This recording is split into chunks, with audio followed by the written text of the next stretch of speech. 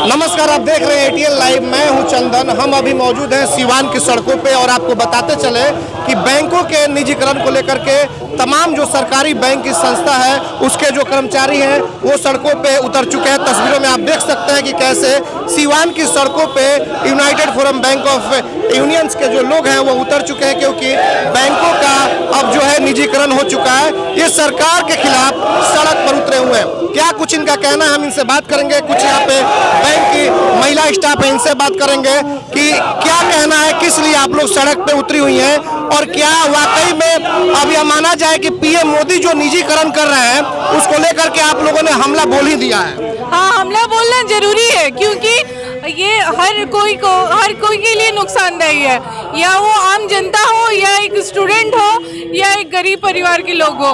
हर लोग सरकारी बैंक में इसलिए खाता रखते हैं, यहाँ मिनिमम बैलेंस बहुत कम रहता है। वही प्राइवेट बैंक अगर हो जाए तो मिनिमम बैलेंस 10,000 वगैरह वगैरह रहते हैं, और लोन में भी वो लोग बैंकों को जी बताइए। निजीकरण करके बैंकों को प्राइवेट हाथों में, निजी हाथों में बेचा जा रहा है, जिससे कि उससे दो आदमी को फायदा हो रहा है, अडानी और अंबानी को फायदा होगा। देश का जनता जो है वो मरने के कगार पे है। ये बताइए, हाँ बताइए क्या करना है। एक स्टूडेंट को भी तैयारी करके लोग आए हैं यहाँ इतना मेहनत करके, और आज उसको प्राइवेट कर दिया जा रहा है, तो उन पे क्या बीत रही होगी। और एक छोटे मोटे जो जनता है वो लोन लेना चाहे तो सरकारी बैंक जिस तरह आसानी से लोन दे देती है, एक प्राइवेट बैंक में जाकर उस चीज़ को लेना बहुत बड़ी बात होती है। वो आम जनता के लिए प्राइवेट बैंक नहीं है। बहुत सारे लोग मौजूद हैं जो बैंक के मैनेजर हैं, कर्मचारी हैं, उनसे हम बातचीत करेंगे।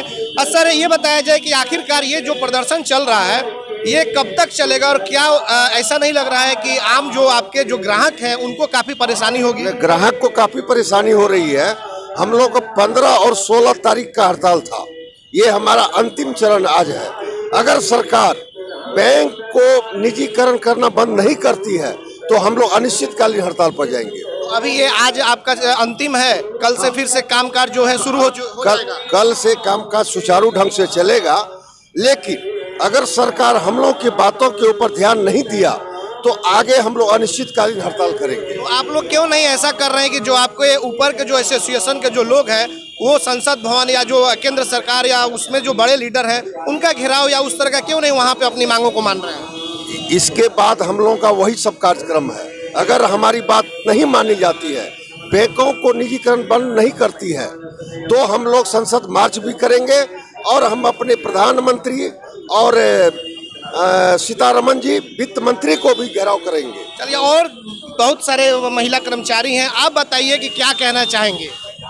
बैंक ऐसी संस्था है जिसको निजीकरण की दिशा में मोड़ा जाएगा, ये हम लोग ऐसा सोचते भी नहीं थे। इवन हम लोग के जहन में भी नहीं आता था। लेकिन एक हमारी prime minister respected Shrimati Indira Gandhi थी जो बैंकों के सारे बैंकों को एक करके राष्ट्रीयकरण की थी, और आज ये निजीकरण के दौर में सिर्फ ये मोदी सरकार के सिर्फ कॉरपोरेट को बेनिफिट देने के लिए, अपने कुछ सेलेक्टेड नुमाइंदों को बेनिफिट देने के लिए ऐसा कर रही हैं। जैसे कि अंबानी अडानी को हर चीज़, रेलवे हुआ, एयरपोर्ट वगैरह सब चीज़ को उन्हीं बड़े बड़े लोगों को बेनिफिट देना चाहती हैं। लेकिन जहाँ तक बड़े बड़े लोगों को लोन दिया जाता है, उन लोगों को डिफ़ॉल्टरों से, विलफुल डिफ़ॉल्टरों से लोन की वसूली नहीं करते हैं। अगर वो लोन डिफ़ॉल्टर जो है उनसे अगर लोन की वसूली किया तो जो निजीकरण है ये तो कई महीने हो गए, आज आप लोग क्यों इतने जागरूक हुए हैं? ये तो पहले भी तो करना चाहिए था।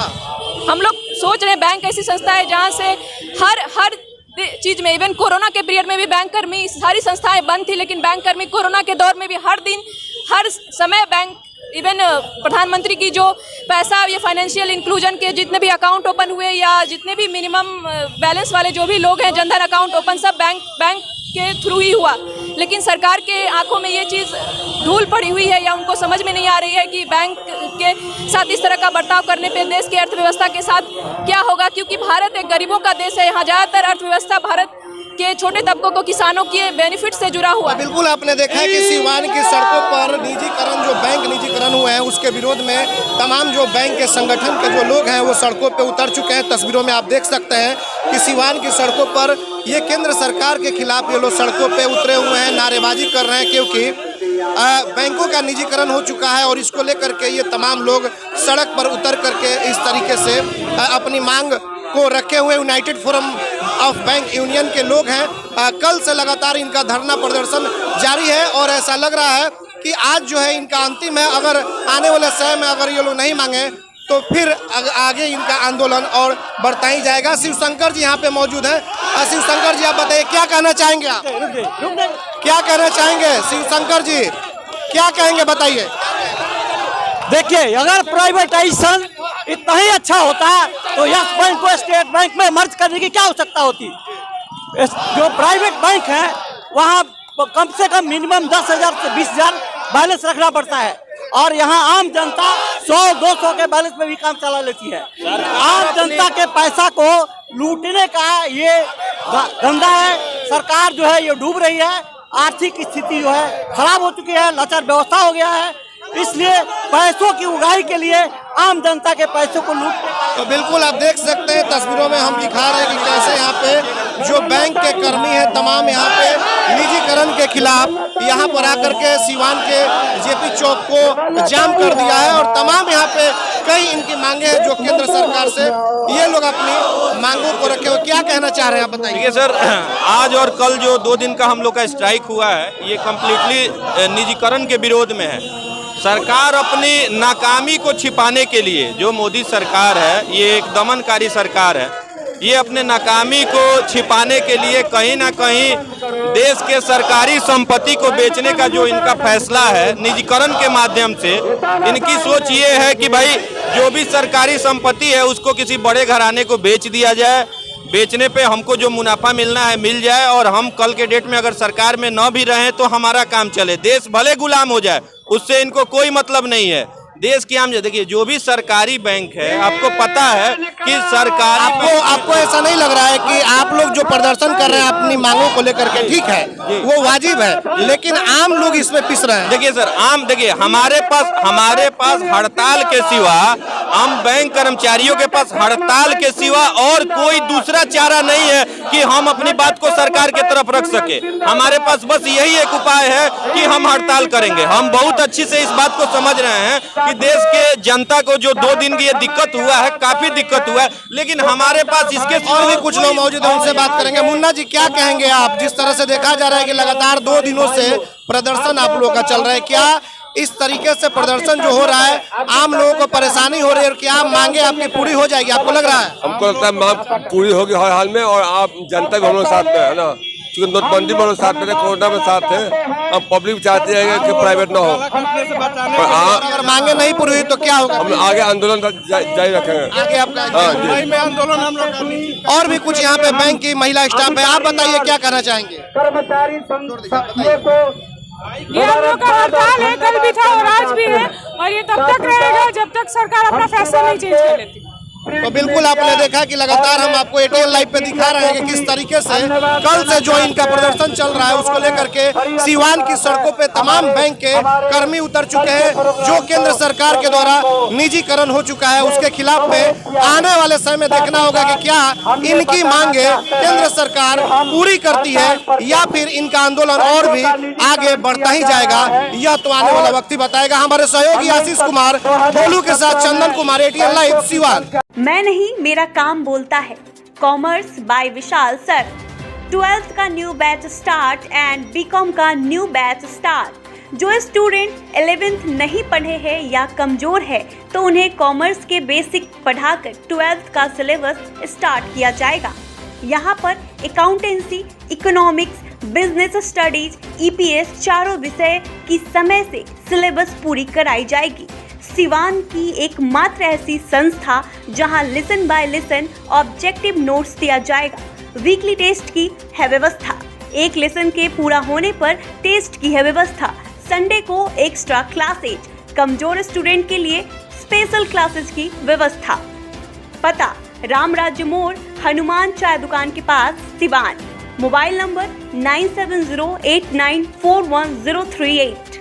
चले आइए सिवान शहर स्थित DAV कॉलेज मोड़ के निकट महाकाल कंप्यूटर्स में नामांकन प्रक्रिया जारी है। अधिक जानकारी के लिए कॉल करें 704949 पर। City Montessori School admission is going on. Nursery to 10th on session 2021-22. नामांकन कराने पर 10 मार्च तक विशेष छूट।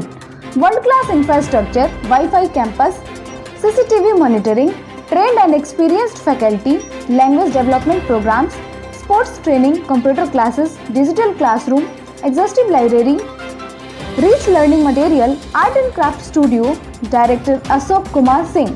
समय समय पर साइंस एग्जीबिशन का आयोजन। आज ही अपने बच्चों का एडमिशन कराएं सिटी मोंटेसरी स्कूल, गांधी मैदान, बुढ़िया माई मंदिर के पास, Siwan. Mobile number 9934989295।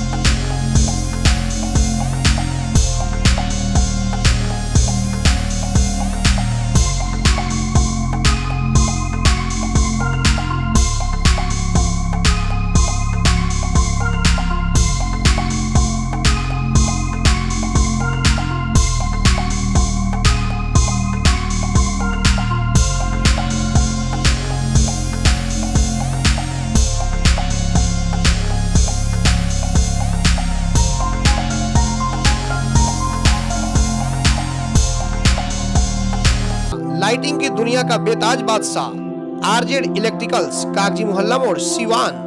RZ electricals लेकर आया है एक से बढ़कर एक डिजाइनों में झूमर, wall light, fancy light, wiring materials, पंखा और कूलर। अपने मकान या दुकान या शोरूम को सजाना हो तो आज ही चले आरजेड इलेक्ट्रिकल्स, कागजी मोहल्ला मोड़, सिवान, क्योंकि इससे किफायती दरों पर कहीं भी आपको झूमर और लाइट नहीं मिलेंगे।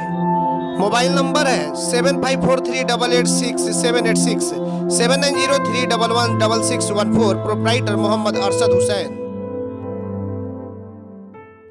बंगाल की मशहूर मिठाई के साथ अब आपके शहर सिवान में खुल गया है Kumar sweets, hospital road, Siwan.